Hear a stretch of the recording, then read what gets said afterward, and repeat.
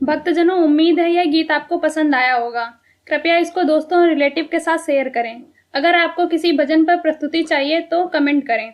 हम आपके लिए इस चैनल पर उस भजन को प्रस्तुत करने का प्रयास करेंगे।